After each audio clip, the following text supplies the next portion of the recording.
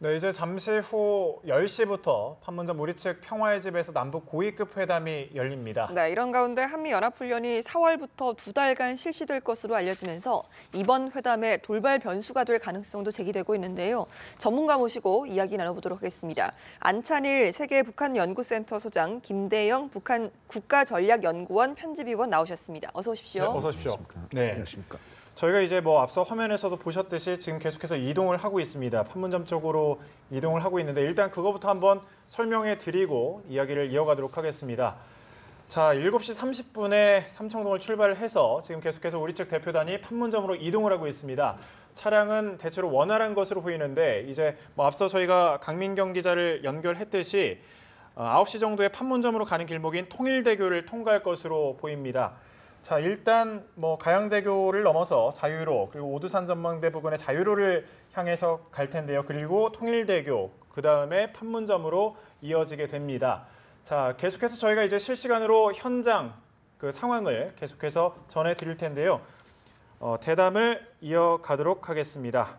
자, 우리 문재인 정부 들어서 첫 남북 고위급 회담이 오늘 열리는데 오늘 회담 남북 양측에 좀 상당한 의미가 있죠. 네, 그렇습니다. 이 남북 회담이라는 게 원래 이제 정상회담이 최고급이고 그다음에 총리급 회담, 그다음에 이제 고위급 회담인데 이번엔 남북한에서 장관급이 둘 다 나오고 그게 또 차관급까지 동시에 나오고 하여간 대표단 구성에서부터 파격적이지만 그 전에 한미 합동훈련 연기라는 파격적인 우리 대통령의 제안이 있었고 그 뒤에 이제 또 북한의 최고 지도자인 김정은 위원장이 신년사를 통해서 평창 참가를 사실상 선언했습니다. 그렇기 때문에 오늘 대화는 평창에 오느냐 마느냐가 아니라 오되 어떻게 오느냐 이런 문제가 논의될 것이고 그 외에 이산가족 문제라든지 또 남북 관계를 발전시킬 수 있는 긴장 완화 이런 여러 가지 문제를 논의하기 때문에 이번 남북 대화는 과거에 있었던 그 어떤 대화보다도 상당히 중요하다 이렇게 평가할 수 있습니다. 5대 어떻게 오느냐.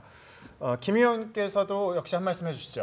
네, 그렇습니다. 이제 남북 회담이 어떻게 보면 이제 이전 정부에서 있었고 한 2년 1개월 만에 지금 진행이 되는 건데 사실 이제 김정은 위원장이 신년사에서 굉장히 이례적인 발언을 하지 않았습니까? 특히 이제 우리나라에서 열린 스포츠 경기에 대해서 이렇게 좋은 평가를 해준 적도 사실 이례적이고 또 한 가지 이제 평창 올림픽 참가를 그런 염두에 둔 발언을 했기 때문에 사실 남북 간에 이 평창에 참가한다는 이 의제 자체는 사실 의논의 여지가 없는 것 같습니다. 현재 상황에서. 특히 이제 남북 최고 지도자가 모두 이 부분에는 어떻게 보면 동의를 하고 있는 상황이기 때문에 평창만 언급을 한다라면 회담 자체는 크게 어려움 없이 이제 순조롭게 진행이 될 것 같은데 예를 들어 다른 문제들 북핵이라든가 아니면 미사일 문제 그다음에 북한 같은 경우에는 아마 이제 한미 연합 훈련을 걸고 넘어질 가능성도 굉장히 높습니다. 왜냐하면 김정은 위원장의 신년사에서 보시다시피 북한은 중단을 사실상 요구하고 있기 때문에 우리와는 좀 입장이 다르죠. 우리는 연기를 지금 하고 있는 상황이기 때문에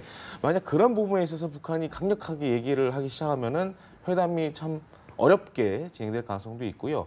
그렇기 때문에 우리 측에서도 준비를 많이 했을 걸로 생각이 됩니다. 그래서 그런 부분에 있어서 어떻게 잘 풀어나갈 것인지가 굉장히 중요하다고 할 수 있겠습니다. 네, 실제로 그와 관련해서는 오늘 조간에서도 또 언급이 됐었는데 그와 관련된 내용은 계속해서 이어지는 대담에서 이어가도록 하겠고요. 예, 이번 회담 같은 경우는 굉장히 깜짝 성사가 됐습니다. 어떻게 오늘까지 이르게 됐는지 한번 짚어볼까요?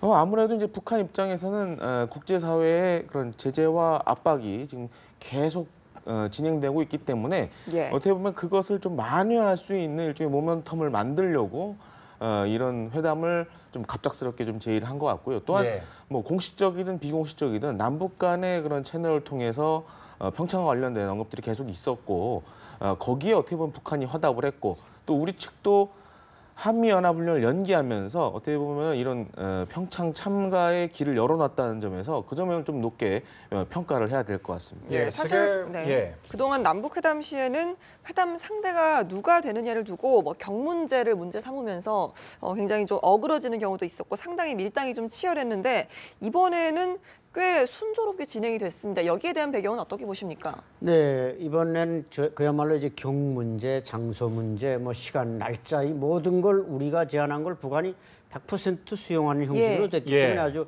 매끄럽게 지금 가고 있지 않습니까? 이것은 그만큼 이제 우리 대통령의 그 어떤 결단과 김정은 위원장의 신년사에서 이미 최고 지도자가 언급을 했고 또 그 밑에서 이제 우리 통일부와 북한의 조평통이 아주 일사불란하게 움직였습니다. 예. 그러니까 뭐 우리가 이제 이 통일부 장관, 차관 뭐 그 외 이제 구성원들을 보면 다 베테랑들이고 북한도 이선고는 이제 그 2004년까지만 해도 북한군 중자 대대장급에 불과한 대화 일꾼이었지만 그 후에 고속 승진해서 이미 2010년대 중반에는 한 2013년 4년 벌써 이 대좌까지 올라와 있었고 그다가 이제 그 조평통 위원장이 됐습니다. 그래서 일단 우리 대표단에 보면은 이제 아주 그 베테랑들이 또 북한 뭐 이선권 대표단장도 사실상 대표에서 어떻게 보면 뼈가 굵어온 사람이기 때문에 이런 그 준비가 착착됐고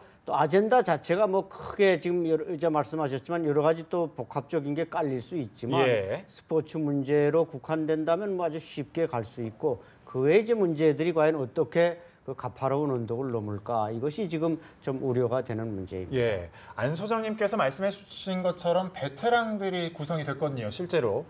그런데 우리 측 보면 사실 장차관을 동시에 회담장에 내보냅니다. 이 부분은 어떻게 해석할 수 있을까요? 아무래도 이제 그 사실 조평통의 위치가 그동안 뭐 앞서 말씀해줬지만은 그 통일부의 격에 맞는 북한의 그럼 기관이 어디냐라는 게 사실 그동안 문제였거든요. 근데 김정은 위원장이 들어서면서 사실 조평통을 국가기구로 이제 격상을 시켰기 때문에 어떻게 보면 우리 이제 통일부하고 카운터 파트가 될 만한 그런 위치가 지금은 된 상황입니다. 그렇기 때문에 이런 장차관급을 회담에 참여시켰다는 것은 그만큼 이제 조평통의 위상이 어느 정도 올라갔다라고 이제 볼 수 있고요.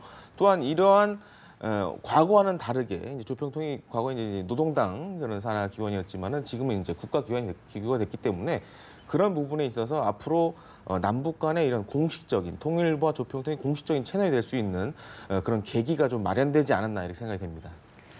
예, 이번 뭐 대표단 구성에 대해서도 뭐 여러모로 관심을 많이 모았는데요. 일단 남측과 북측 모두 협상 베테랑들이 참가를 하지 않았습니까? 그런데도 이 두 사람의 인물이나 성격 등 모든 면이 판이하게 다르다 이런 평가가 나오거든요. 어떻게 보십니까? 네, 우리 이제 그 조명균 장관은 좀 전략통이고 또 뭐 돌부처다는 별명이 긍정적이죠. 아주 뚝심 있고 인내성 있고 원래 회담 자체가 이게 수용이냐 충돌이냐 지연이냐 뭐 협상이냐 아주 까다로운 몇 개의 그 언덕을 넘어야 되는데 그런 면에서 대단히 그 인내성 있는 대표다 이렇게 볼 수가 있는데 반면에 이제 이선권이라는 사람은 이제 우리 김 의원님 설명하셨지만 원래 군인이었다가 그다음에 이제 조평통이 국가기구로 들어가면서 원래 북한 정부 안에는 통일부라는 부서가 없습니다.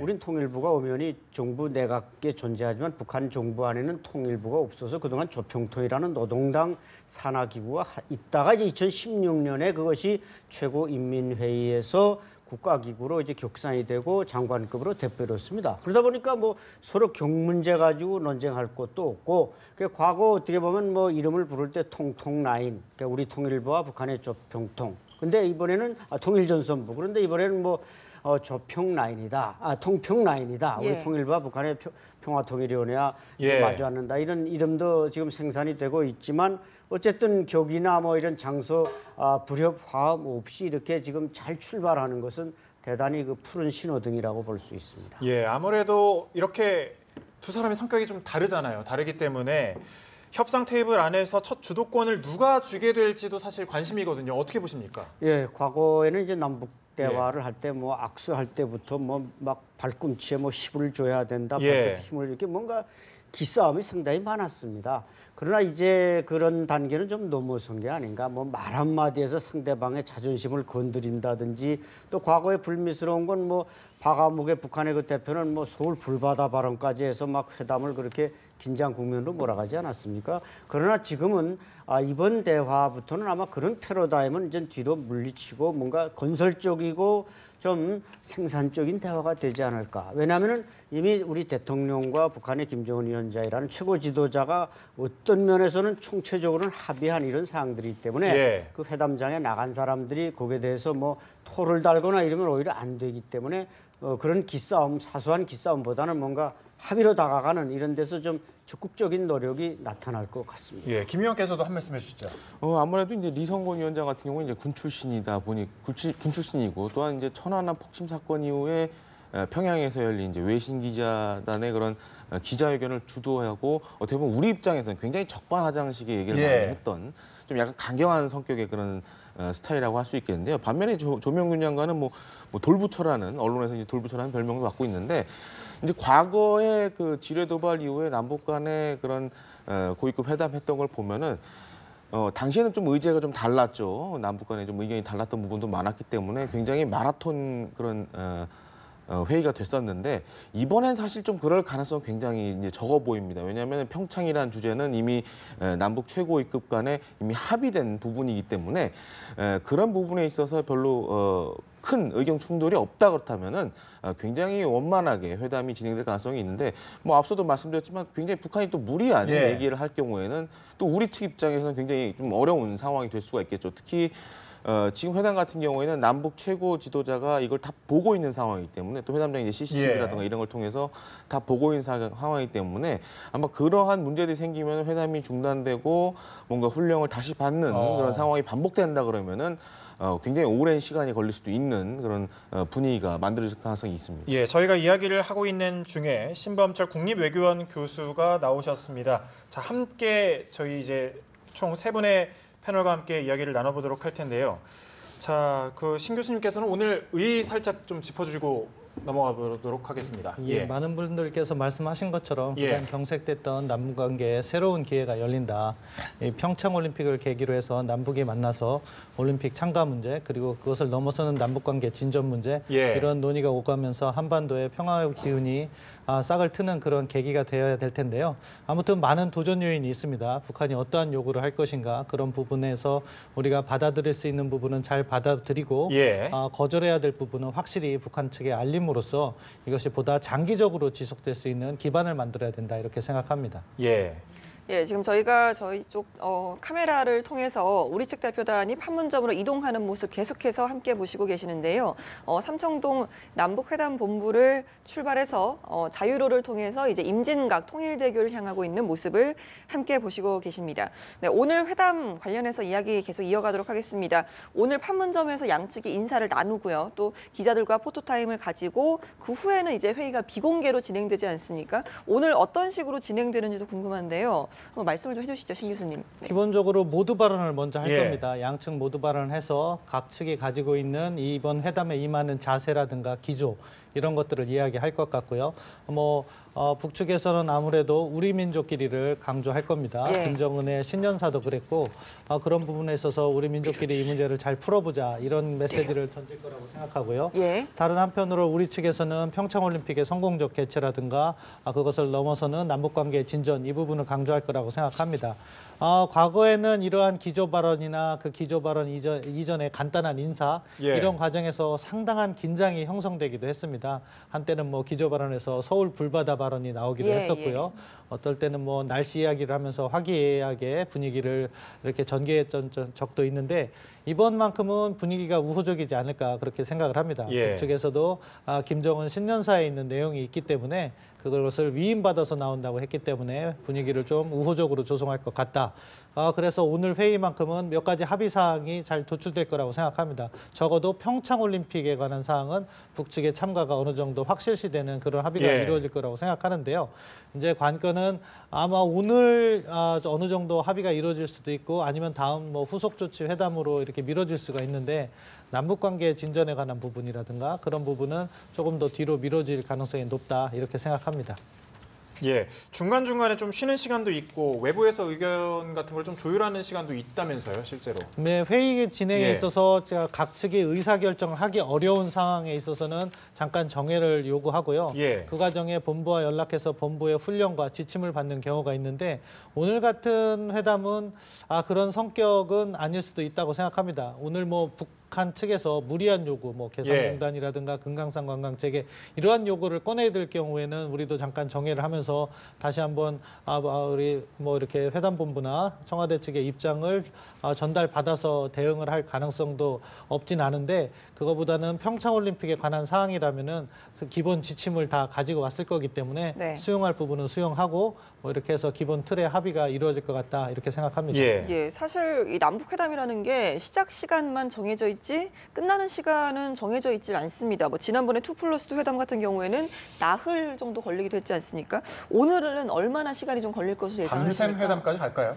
의제 같은 예. 경우가 굉장히 중요하다고 할 수 있겠는데요. 사실 이제 평창만 이 포커스를 맞추고 보면은 그렇게 이제 뭐 어려운 그런 문제들은 없는데 뭐 앞서 말씀해 준 대로 북측에서 뭐 개성공단이라든가 아니면 금강산 관광 재개 같은 문제를 들고 나오면은 시간이 오래 갈 수 있고 예. 또 한 가지는 이제 우리 측 입장에서 북한의 핵과 미사일 문제를 만약에 언급을 했을 경우 북한 같은 경우에는 이 문제는 우리와 대화할 그런 상황이 아니다라고 인식을 하고 특히 이제 북미 대화를 좀 그 부분을 강조하고 있기 때문에 예. 그런 부분을 우리가 언급했을 경우에는 또 북한 측에서도 문제가 생길 수가 있고요. 그렇기 때문에 사실 의제 자체가 평창 외에 다른 문제로 간다 그러면은 굉장히 또 시간이 오래 걸릴 예. 수가 있습니다. 그렇기 때문에 남북한 모두 사실 이번 같은 경우에는 평창에 주로 이제 포커스를 맞추고 있기 때문에 그 부분만 잘 합의가 된다라면은 사실 크게 어려운 점은 없을 걸로 이렇게 보여집니다. 일단은 평창이지만 좀 더 지켜봐야 되겠다 이런 말씀이시군요.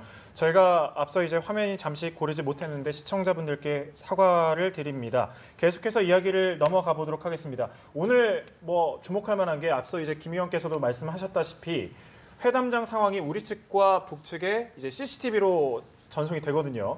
이렇다 보니까 아무래도 양측 정상 간 회담이다 이런 말도 나오고 있거든요. 실제로 진두지휘할 가능성은 어떻게 보십니까? 예, 아무래도 장관이 나갔고 북한에도 이제 뭐 이성권 장관급이고 또 우리가 지금 버스에 뭐 다 공개 안 됐습니다만은 그 상당히 그걸 논의하고 협의할 수 있는 책임자들이 많이 나갑니다. 예. 북측도 아마 지금 원동연 뭐 통전부 일부 부장이나 지금 개성이나 판문점에 다 나와 있을 거고요.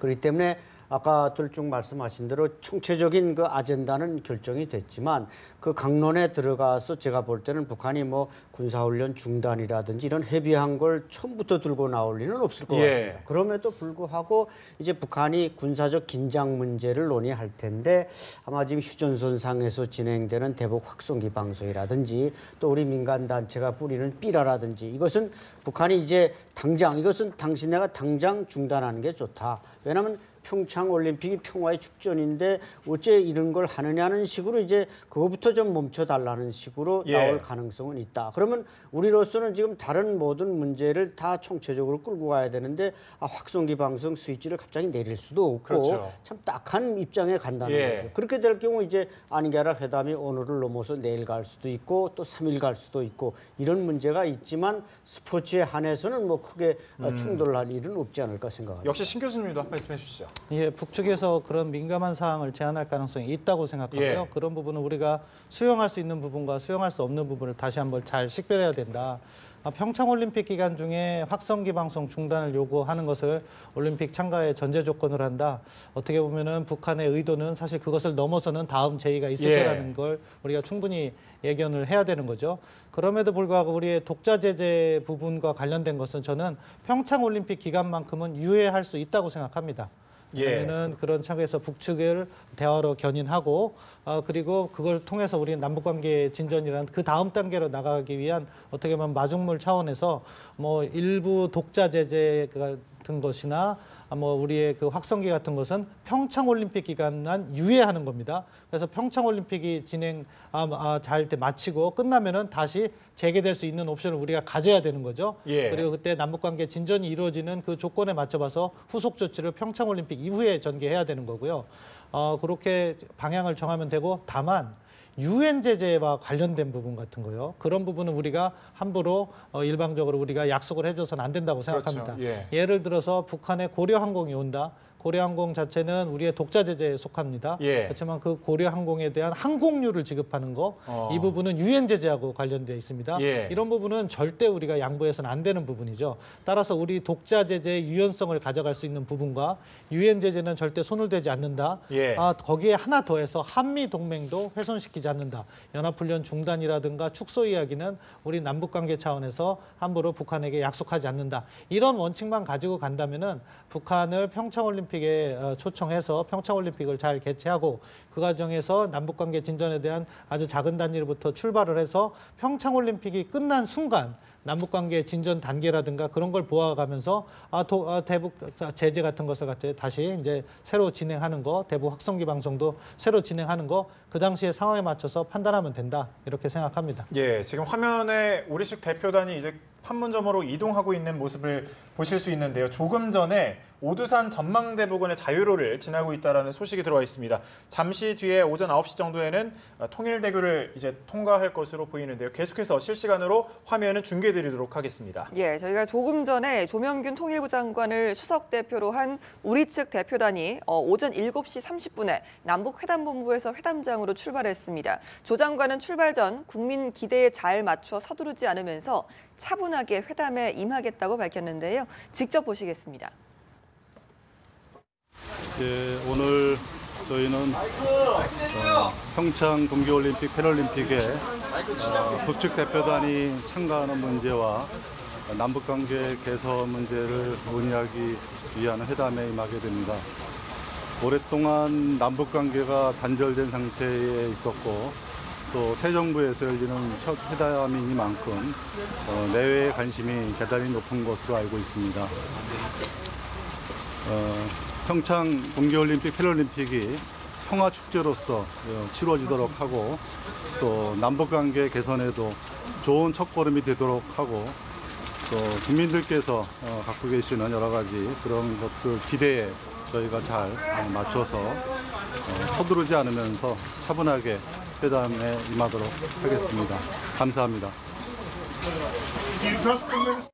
예, 조명균 통일부 장관의 출발 전 잠깐 이야기를 들어봤는데요. 어떻게 보셨습니까? 꽤 차분하게 이야기를 하지 않았습니까? 예, 그렇습니다. 그 뭐 돌부처라는 그런 별명답게 좀 차분하게 말씀해 주신 것 같고요. 특히 이제 중요한 것이 우리가 어떻게 준비를 잘 하느냐에 따라서 이번 회담이 순조롭게 이렇게 진행될 수도 있고, 일단 기본적인 평창에 관련된 거는 이미 남북 정상이 거의 사실상 어느 정도 부분을 일정 부분 공감을 하고 있기 때문에 예.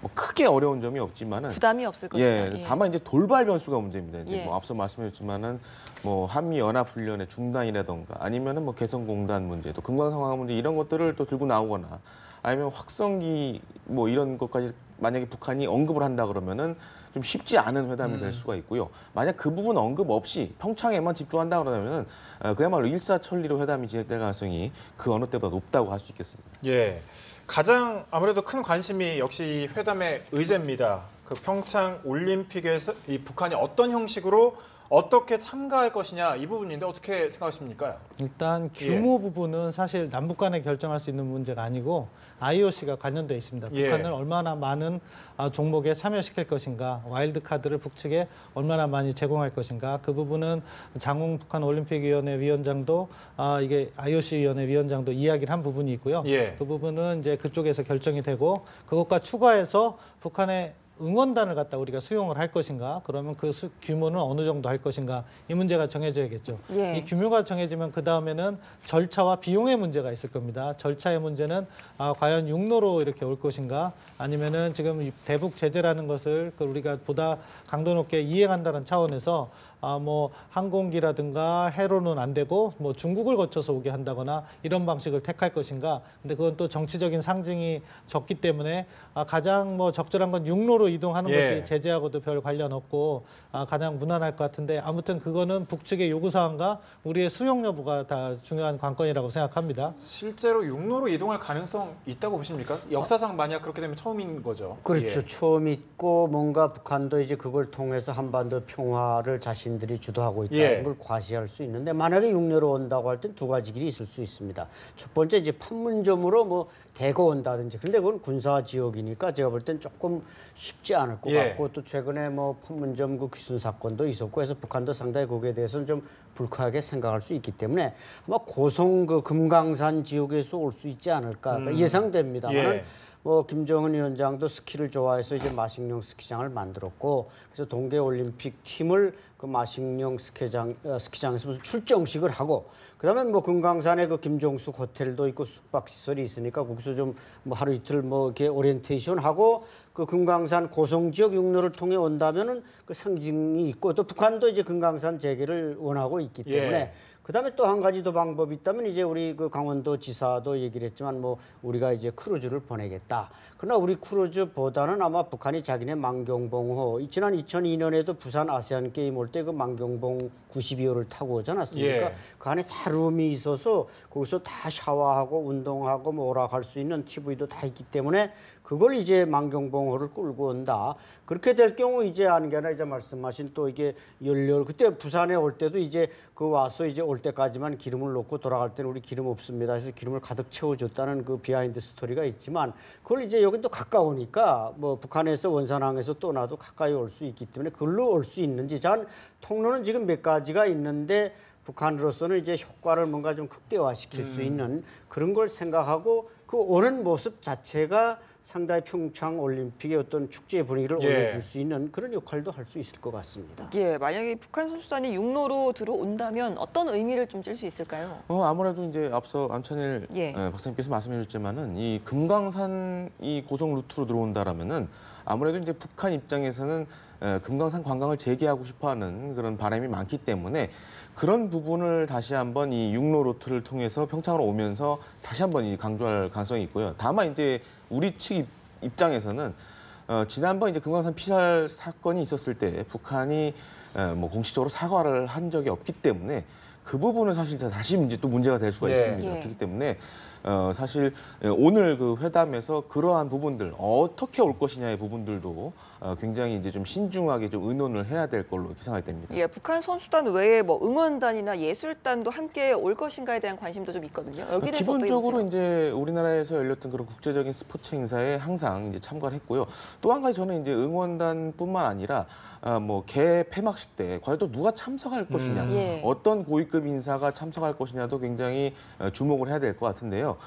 인천 아시안 경기 때 같은 경우에 이제 황병서 지금은 이제 뒤로 물러났지만 황병서라든가 이제 최룡해가 내려와서 어떻게 보면 인천 아시안 게임의 그런 폐막식 때 참가했던 걸로 이렇게 알려져 있는데 과연 이번에 그럼 또 누가 올 것인가도 아마 오늘 회담에서 의견이 나올 수가 있습니다. 그래서 그런 부분도 아마 오늘의 중요한 그런 관전 포인트가 되지 않을까 생각됩니다. 고위급 참여와 관련해서 김여정 이름이 좀 나오고 있거든요. 어떻게 보십니까? 김여정은 아마 뭐 일부에서는 또 뭐 단장으로 올 것이다 하는데 절대 단장으로 오지는 않고 단장은 아마 뭐 장웅 그 IOC 위원 정도나 무슨 체육상이나 체육성 부상 장차관급에서 올 수 있고 진짜 말씀하셨지만 우리는 이제 그 태영호 공사도 연합뉴스와의 인터뷰에서 밝혔지만 북한의 스포츠 선수단이라는 건 대단히 왜소합니다. 뭐 피겨 스케이팅이니 뭐 그 피겨 댄싱이 이런 것만 몇 명 오기 때문에 그 왜소하다 보니까 그걸 이제 말하자면 커버해 줄 수 있는 게 바로 응원단이나 특사급이라는 얘기죠. 그래서 제가 볼 때는 저는 이제 제 개인적인 생각입니다만은 뭐 예술단도 좋고 여러 가지 논의가 있겠습니다만은 미니 응원단 정도가 이제 많이 좀 오지 않을까. 왜냐하면 그걸로써 이제 북한은 뭔가 좀 자신들이 노리는 어떤 그 목적도 달성할 수 있고 또 우리 한국에 또 많은 분들이 또 미니 응원단에 하면 또 관심도 높지 않습니까? 그래서 우리로서도 사실 뭐 이 스포츠 제전이니까 흥행을 반드시 이루어야 되는데 미니 응원단이 온다면 또 마다할 이유도 없고 이게 전부 다 김일성 종합대학이나 평화영화연극대학이나 음악무용대학이나 다 대학생들입니다. 여대생들입니다. 그리고 이제 미녀들이다 보니까 아무래도 좀 시선을 많이 끌 수 있고 이게 이런 사람들이 또 온다면은 뭐 과거에 우리 뭐 애니콜 무슨 그 CF를 찍듯이 또 남한의 어떤 기업이 또 투자해서 이렇게 남북한이 같이 뭐 좀 상품 광고도 좀 하자 이런 식으로 간다면은 그것이 여러 가지 이번 평창 올림픽을 빛내주는 데도 이익이 된다고 봅니다. 예, 그런 말씀하신 것처럼 그런 세부적인 논의까지 오늘 함께 진행이 되는 건지 아니면 오늘은 큰 틀만 잡아놓고 다시 또 후속 회담을 하는 건지도 궁금하거든요. 오늘 모든 거를 다 하기는 현실적으로 어렵고 예. 아마 오늘은 큰 기조를 잡을 것 같습니다. 예. 평창에 북한 측이 오기로 하였다. 예. 그게 하나의 큰 논의 사항이 될 것 같고 그다음에 만약에 조금 더 디테일하면은 뭐 육로로 오겠다, 뭐 해로로 오겠다, 예. 뭐 이런 방향 정도. 그리고 남북 관계 진전을 위해서 차관급 실무 회담을 하기로 하였다. 뭐 그런 방식으로 해서 약간 후속 조치 회담을 남겨두는 그런 합의가 있을 거라고 저는 추정을 해보는데요. 그 경우에는 오늘 회담이 뭐 오후까지는 가겠지만 그렇게 예. 길게 지속되진 않을 거고요. 만약에 북측의 요구사항이 있거나든가 어떠한 보장을 받길 원한다거나 그런 부분에서 조금 더 구체적인 제안을 해온다면 그것에 대한 우리의 의사결정 과정이 또 필요하기 때문에 조금 더 길어질 가능성은 있다.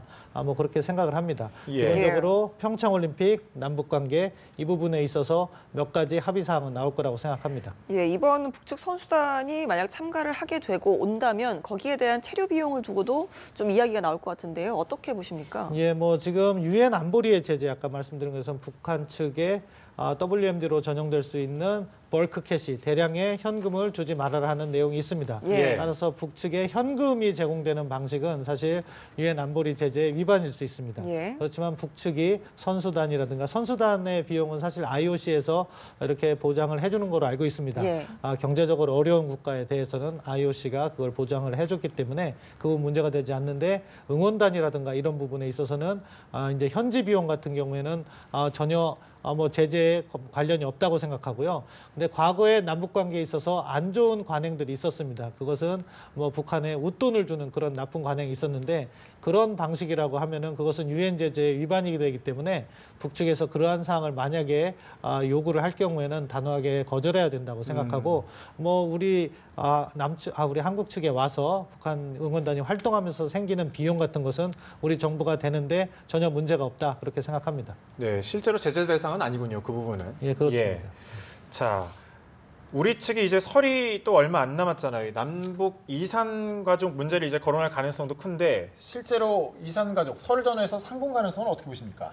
그래서 이제 오늘 회담이 굉장히 중요한 예. 관건이라고 할 수 있겠는데 아마 그 오늘 회담에서 평창 문제뿐만 아니라 물론 이제 뭐 남북 간의 의견이 있는 부분도 약간 개론식의 접근은 아마 할 예. 가능성이 굉장히 높다고 보여집니다. 특히 이제 이산 가족 문제도 그 중에 하나가 될 수 있는데요. 하지만 이제 설까지 기간이 사실 얼마 남지 않았고 또 평창이라는 2월에는 또 평창 올림픽이기 때문에 예. 그런 부분 때문에 뭐 쉽사리 이렇게 예단하기는 좀 어려운 상황입니다. 하지만은 물론 이제 오늘 회담이 잘 되고 이후 평창 이후까지도 남북 간의 이런 공식적인 회담이 지속된다 그러면은 뭐 올 추석이라든가 이럴 때에 이산 가족 상봉도 얼마든지 뭐 가능한 상황이라고 이렇게 생각이 됩니다. 예, 말씀하신 것처럼 뭐 오늘 이산가족 문제도 이야기가 나올 거고요. 또 개성공단이나 금강산 관광 재개에 관한 문제도 좀 이번에 거론될 가능성이 많을 것이다 이런 예상이 많거든요. 어떻게 보십니까?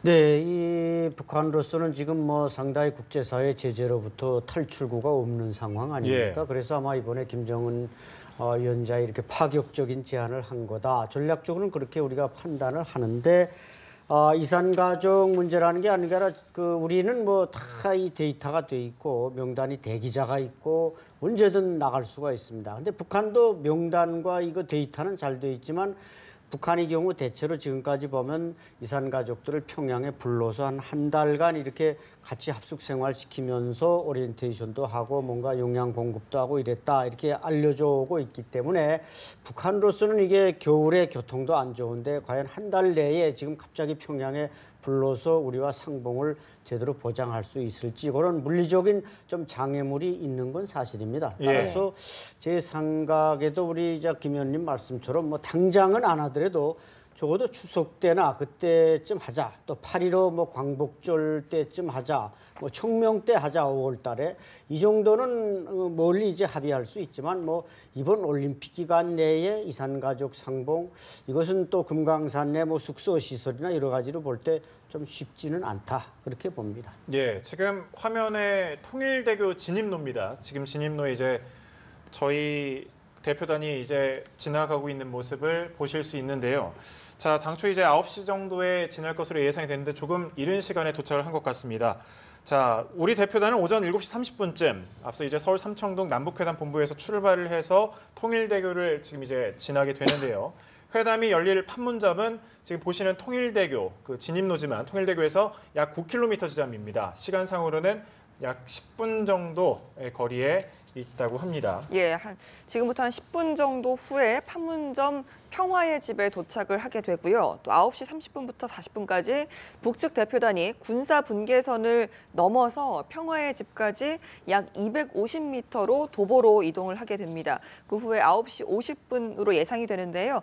전후 회담장을 참석하고 또 수석 대표의 모두 발언이 있을 것으로 예상이 됩니다. 그렇게 해서 우리 시간으로 오전 10시 전체 회의가 시작이 됩니다. 오늘 정오경에는 이제 오찬도 준비가 되어 있는데 이 두 양측이 같이 식사를 할 가능성은 별로 없겠죠.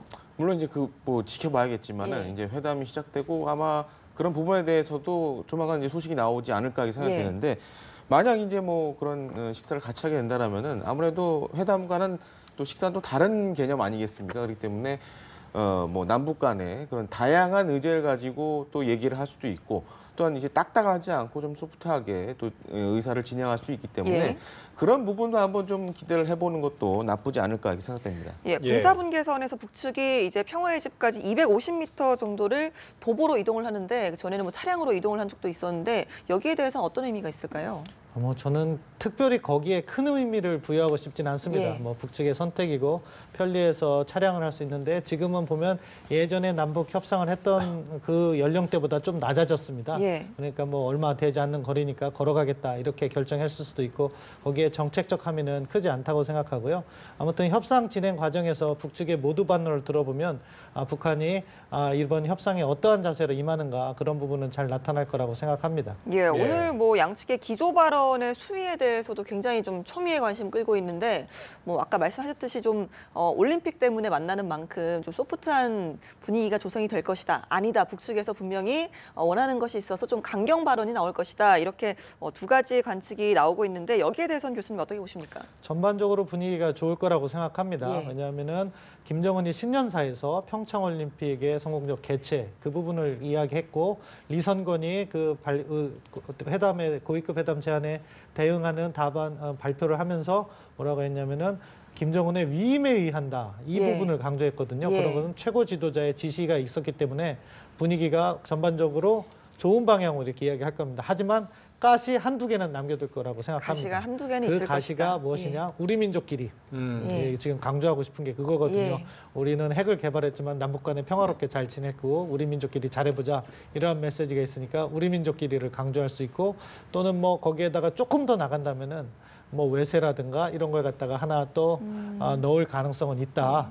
그렇지만 전반적인 분위기는 우호적일 것이다 이렇게 우호적이지만 마냥 회담장의 분위기가 부드럽지만은 않을 것이다. 어느 정도의 신경전도 분명히 있을 것이다 이런 말씀이시죠. 예, 협상이라는 것은요. 사실 우리가 이게 민족 문제이기 때문에 상당히 예. 우호적인 그러한 관점에서 접근을 하지만 협상이라는 건 서로 상대가 있는 거고 지켜야 될 이익이라는 게 있습니다. 예. 따라서 뭐 절대 양보할 수 없는 부분도 있고 팽팽한 긴장감도 조성해야 되고 우리가 갖고 있는 어떤 협상 자산들은 최대한 활용해야 되는 그런 것이 협상이기 때문에 예. 뭐 우호적인 분위기 속에서도 각자의 입장을 지키기 위한 그러한 팽팽한 긴장감도 있을 것이다 이렇게 생각합니다. 예. 저희 이제 지금 통일대교까지 통과하는 것을 현장 카메라를 통해서 확인을 해왔고요. 또 오늘 이 회담에 대해서 잠시 이제 짚어보면 회담 테이블에는 조명균 장관과 리선건 위원장이 테이블을 두고 지금 보시는 것처럼 마주 앉게 됩니다. 양옆에 2명씩 모두 10명이 배석할 예정인데요. 회담은 모두 발언까지만 공개가 되고 이후에 회담은 비공개로 전환이 됩니다. 회담장 내부 CCTV와 마이크를 통해서 서울과 평양에서 각각 회담 대표에게 지시를 내릴 수 있게 됩니다.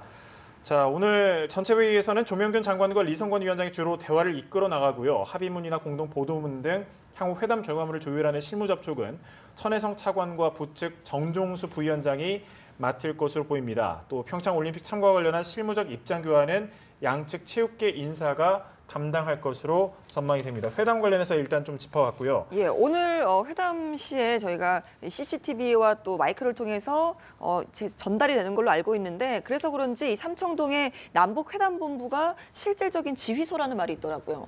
예, 그렇습니다. 특히 뭐 이제 과거 사례를 보더라도 특히 지뢰 도발 이후에 남북 간에 회담했던 걸 예. 봐도 그때는 뭐 지금보다 상황이 굉장히 남북 간에 안 좋은 상황이기 때문에 굉장히 마라톤 회담이 됐고 그렇기 때문에 이제 어떻게 보면은 우리 청와대라든가 북측 같은 경우에도 그런 최고 지도부의 의사를 그런 반영하는 과정이 계속 들어왔기 때문에 예. 그런 부분에 있어서 어떻게 보면은 지금 올리는 회담은 어떻게 보면 대리전 성격이고 사실 남북 최고 지도자가 이 회담을 보고 있는 거기 때문에 사실 근데 오늘 같은 경우에는 의제 자체가 이제 평창이 주가 되기 때문에 큰 그런 트러블은 없을 걸로 이렇게 생각이 됩니다. 다만 이제 평창 이외의 문제로 왔을 때 남북이 좀 의견을 다른 부분들이 좀 있지 않습니까? 예. 그래서 그런 부분들이 만약에 문제가 된다라면은 굉장히 좀 어려운 회담이 될 수 있지만 현재까지 분위기 상으로는 그럴 가능성이 굉장히 적기 때문에 오늘은 좀 순탄한 회담이 되지 않을까 예, 생각됩니다. 분명히 네. 뭐 삼청동에서 백업이 있을 것이다 말씀하셨는데 그렇다면 이 회담 본부의 사령탑에는 누가 지금 기다리고 있을까요? 아무래도 이제 우리 측 같은 경우 이제 외교안보수석실이라든가 아니면 예. 대통령께도 직접 이제 보고가 되면서 그때마다 뭔가 말씀을 하시겠죠. 예. 그럼 이제 그런 부분들이 회담장에 또 전달이 되고 아마 반영이 이렇게 되지 않을까 거의 생각이 듭니다. 실질적으로 정상회담이나 다름없다 예, 이런 그렇습니다. 말씀하시는 것이죠? 네, 오늘 조간에 나온 내용인데 한미 연합훈련을 한미가 4월 1일로 확정한 것으로 알려졌습니다. 규모 같은 거는 이제 축소하지 않을 것으로 알려졌는데 북측에서 아무래도 좀 이 부분을 좀 거론한다면 돌발 변수가 되지 않을까 이런 의견도 있거든요. 어떻게 보십니까? 그렇죠. 북한이 뭐 전면 중단을 요구해 올 가능성은 있지만 예. 북한으로서도 이게 뭐 쌍중단 얘기도 있듯이 적어도 한미합동훈련을 중단한다면은 북한으로서는 핵 프로그램을 완전히 그야말로 폐지하는 이런 조건에 대등한 어떤 교환이 없으면 한미합동훈련은 절대로 중단할 수 없는 겁니다. 예. 이것은 뭐 한반도에서만 진행되는 훈련이 아니라 나토를 비롯해서 전 세계 도처에서 어떤 평화와 안전을 위한 훈련이기 때문에 북한도 적어도 이것을 우리에게 요구하는 것이 얼마나 무리인가 하는 것은 잘 알 수 있다는 것이죠. 따라서 이렇게 너무 깊은 것, 또 헤비한 것을 건드리면서 뭐 회담을 그렇게 그르치게 하려는 의도는 쌍방간에 없다 이렇게 저는 보여지고 이제 그 회담에 베테랑들이 마주 앉았다는 얘기도 많이 하셨지만 사실 이 관록대 투지의 예. 싸움이 아니겠는가. 이 조명균 장관의 관록과 이 이선권의 투지. 그래서 아까 우리 신 교수님 그 넘어오는 장면에도 너무 뭐 의미를 둘 필요 없다 이런 말씀을 하셨는데 아마 제가 좀 이제 뭐 곧 벌어지겠습니다만 과거 이제 대좌 군복을 입고 북한식 행진을 하면서 넘어오던 이선권이 과연 양복을 갈아입고 이제 장관급이 돼서 어떤 발걸음으로 걸어올지 적어도 그 정도의 군인의 자세로 넘어오진 않겠죠.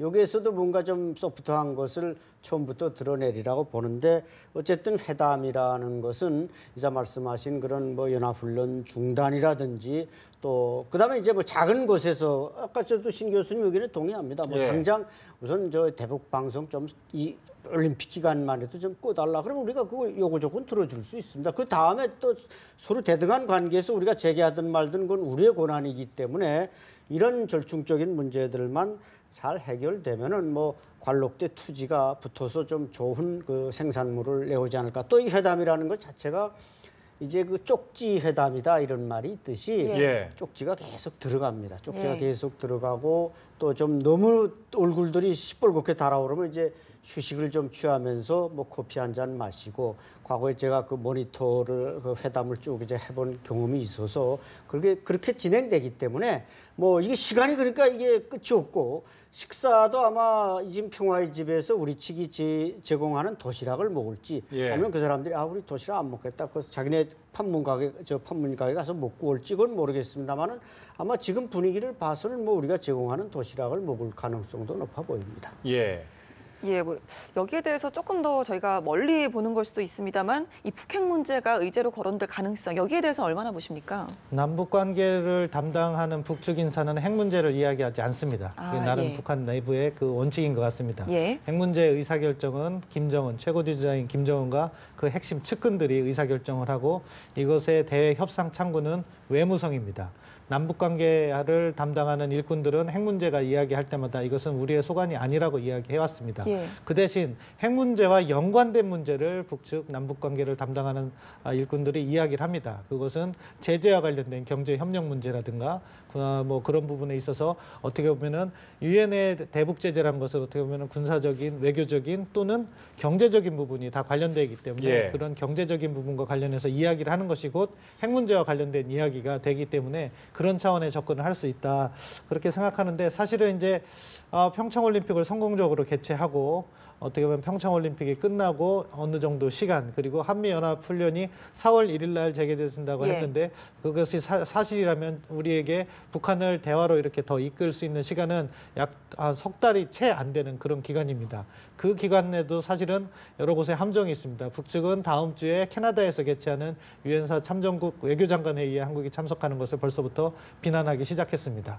그런 부분으로 인해서 자기들의 입장을 갖다가 관철하기 위해서 우리 측을 비난하거나 아니면 협조하지 않을 여러 요소들이 있기 때문에 그런 부분도 잘 관리해 나가야 되고 말씀하신 확성기 부분 뭐 그런 부분 대북 전단 부분 이런 것도 문제를 제기하면서 시간을 끌거나 협조를 하지 않아서 평창올림픽에 북측을 이렇게 데려오고 성공적으로 개최해야 된다는 우리 정부를 압박하는 수단은 북측도 많이 가지고 있거든요.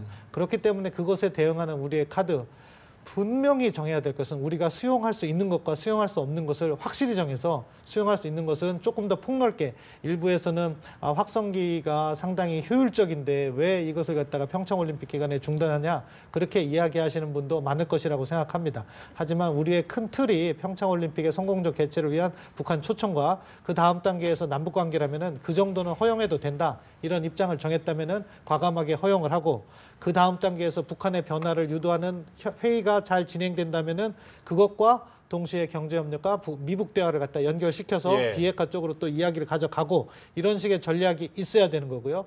이것이 없이 북한의 제안에 따라서 우리가 흔들리는 모습을 보이면 이것은 오히려 더 소중한 것을 잃을 수 있다.